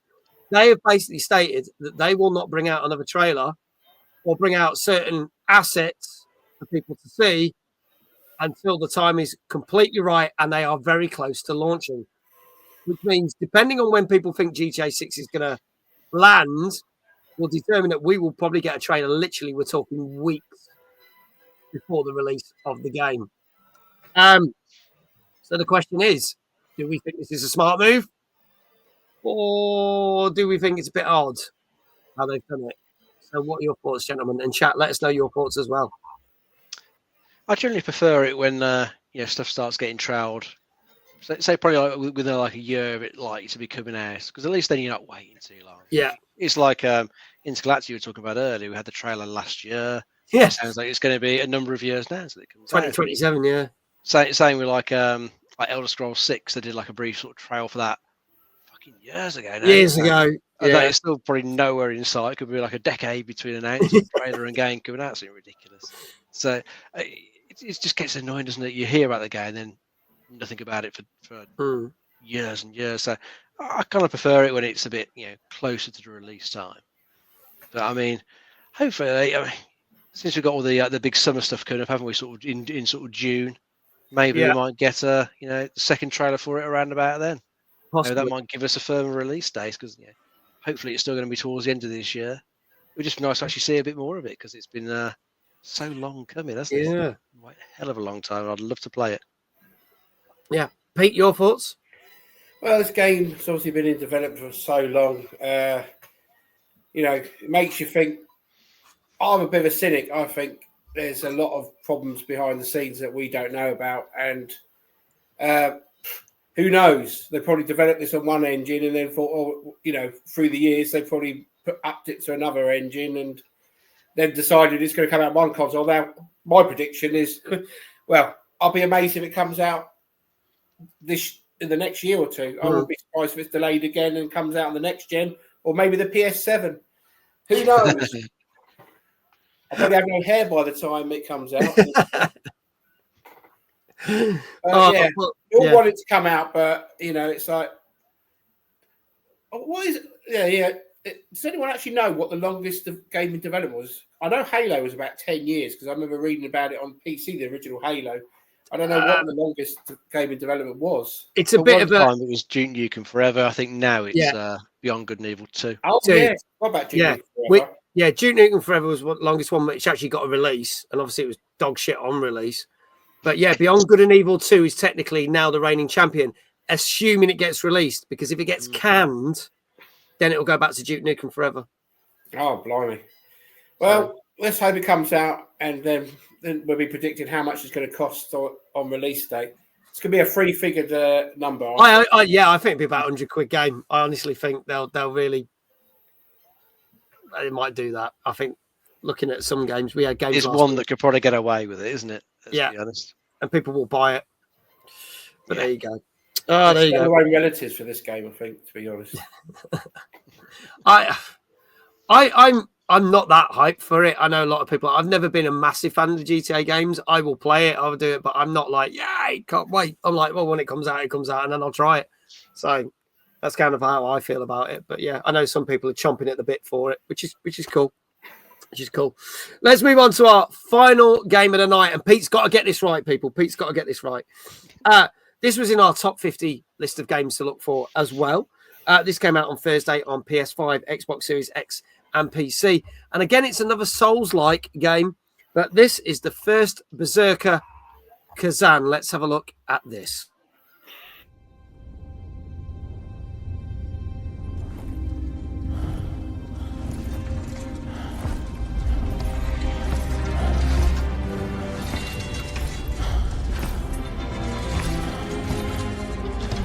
Everything that defined me is gone.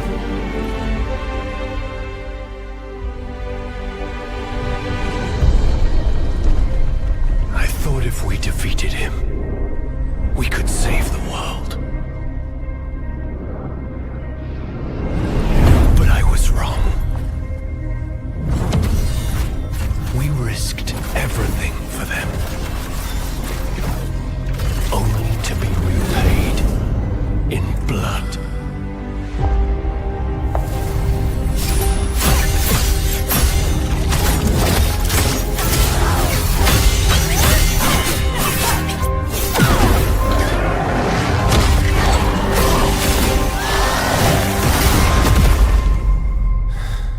My friend.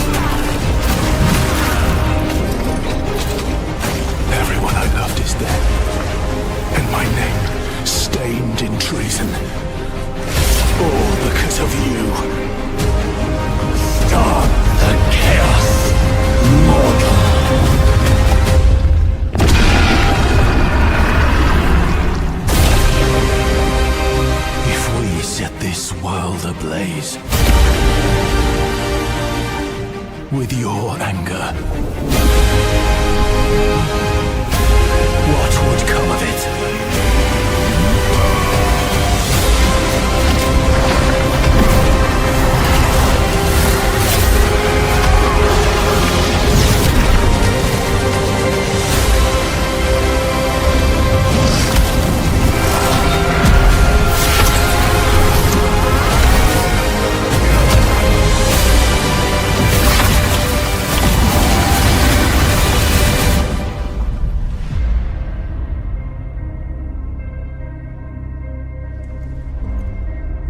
Stand with me, Khazan.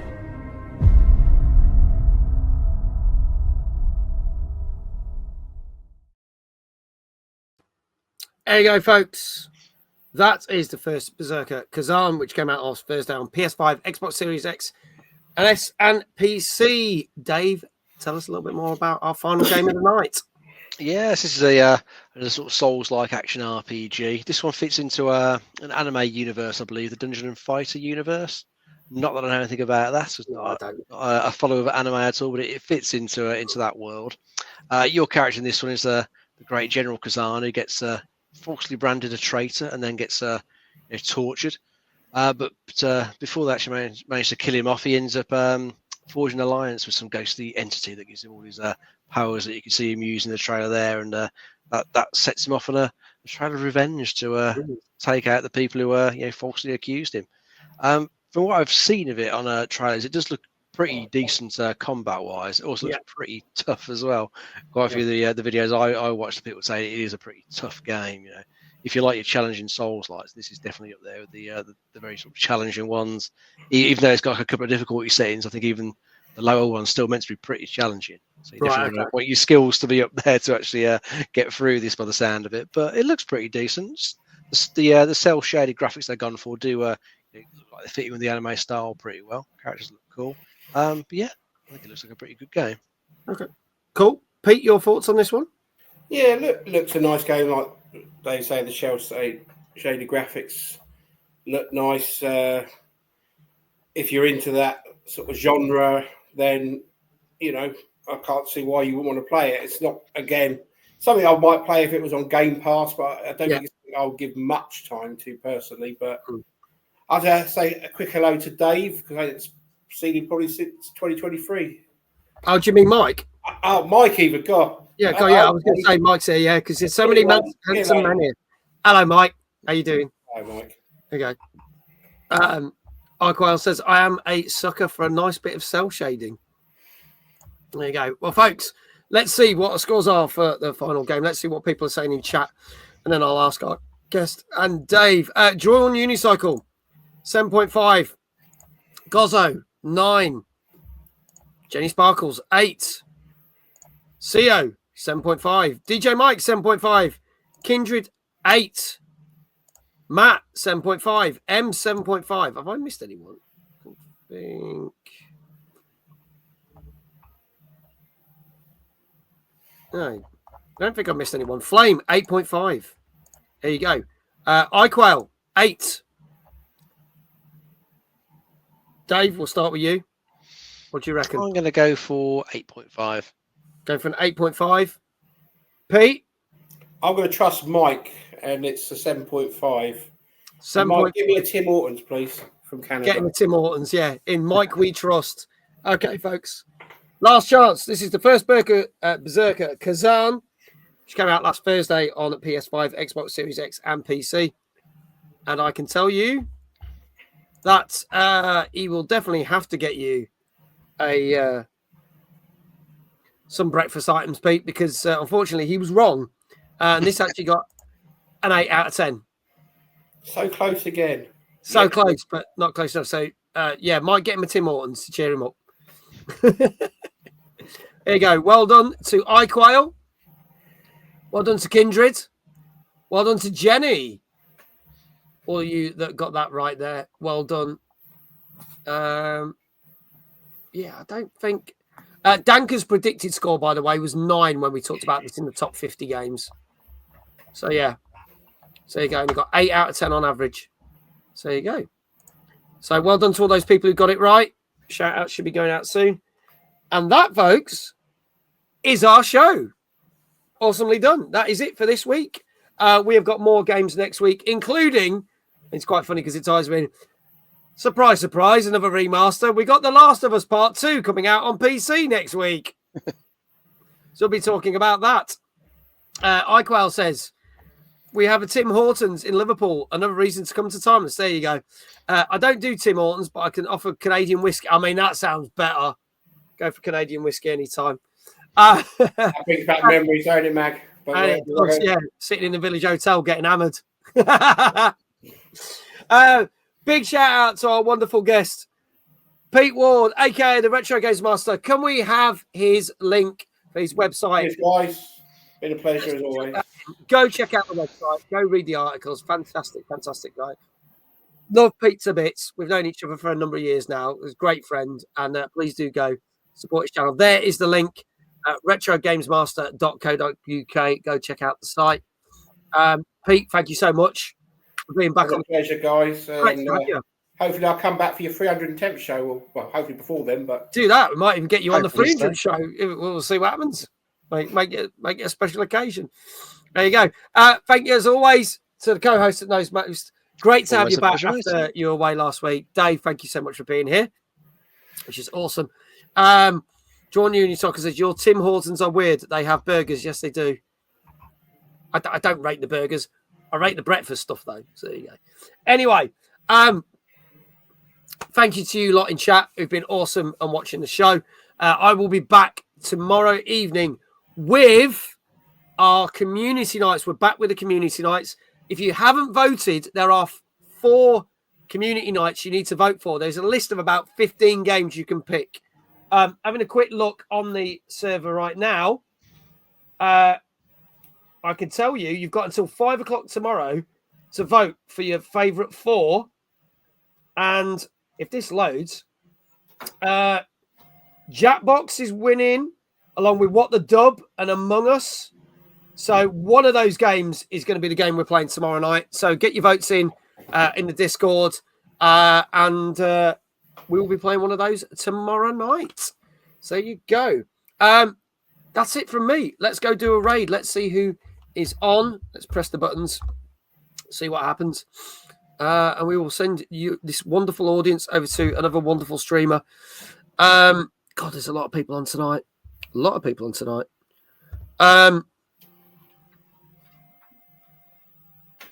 Let's go back for a second. Let's go back a page. I think we could. Now, didn't someone say that we were going to raid Faz? We hadn't raided Faz in a while. So I think we could raid Faz. Thanks, guys, for streaming your faces. There you go. There he goes. There's Faz. What's he playing? He's just doing it. Oh, it's his birthday. Oh, we've got to raid him and wish him happy birthday. So do that. So there you go. Let's go raid him. Let's put him on silent. Is that playing? That is playing. There you go. Let's do that. Now, hopefully that will work. There you go. I think he's unboxing some stuff as well on his birthday. Which channel is the voting? In the announcements, iQuail. In the announcements. Let's go check it out. That's it from us. Thank you so much. That raid will start when the end credits are rolled. And all that will leave me to say is, wherever you are in the world, have a great morning, great afternoon, great evening. And we shall see you next week for TNGC and tomorrow night for more community nights as I die on camera. Thank you so much, everyone. Take care. Bye. Bye. Got to press the button. Bye. Going to press the button any minute now. Going to do it now. Bye. I'm out to fight.